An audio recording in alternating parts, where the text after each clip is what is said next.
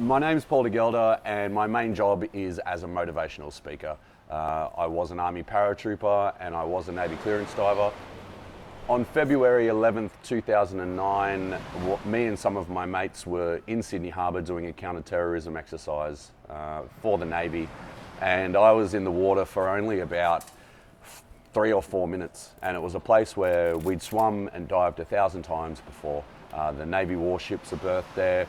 No one had been attacked by a shark in Sydney Harbour for 60 years.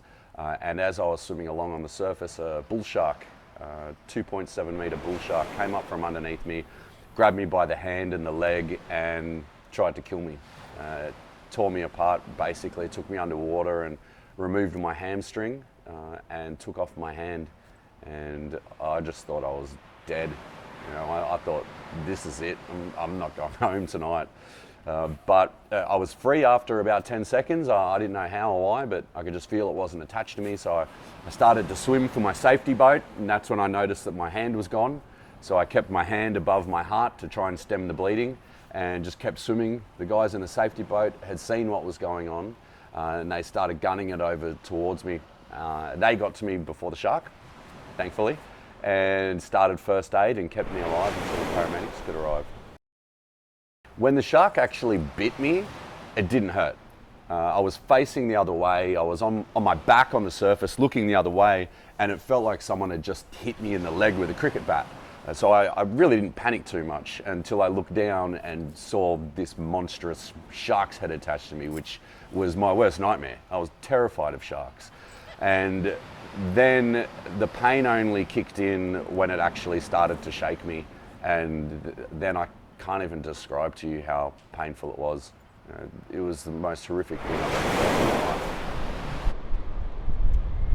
When I hear about the other shark attacks, my heart instantly goes out to them because I know exactly how horrific it can be.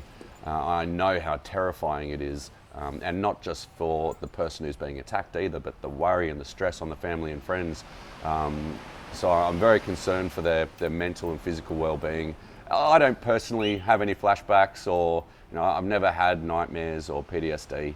I don't know, maybe I'm broken, maybe there's something wrong with me, but I tend not to live in the past. A lot of the times family members or friends will get in touch with me and ask if I would have a chat with whoever it is, which I'm always more than happy to. And I've had some great conversations with people after their shark attack to try and alleviate some of their fears. The funny thing I find is that very few people actually blame the shark.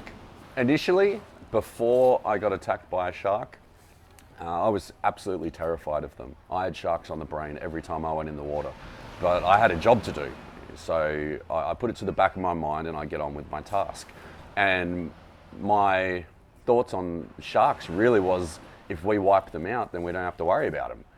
But I learned after being attacked by a shark that that's really not the way to do it. Sharks play a vital role in the ecosystem of the ocean. I've learned about how they keep fish stocks healthy and the roles that they play to, keep everything in order. If we removed sharks from the ocean, then that would create a ripple effect that would eventually ripple down onto us, and it would be catastrophic, really. You can't start messing with the food chain and not expect things to go bad.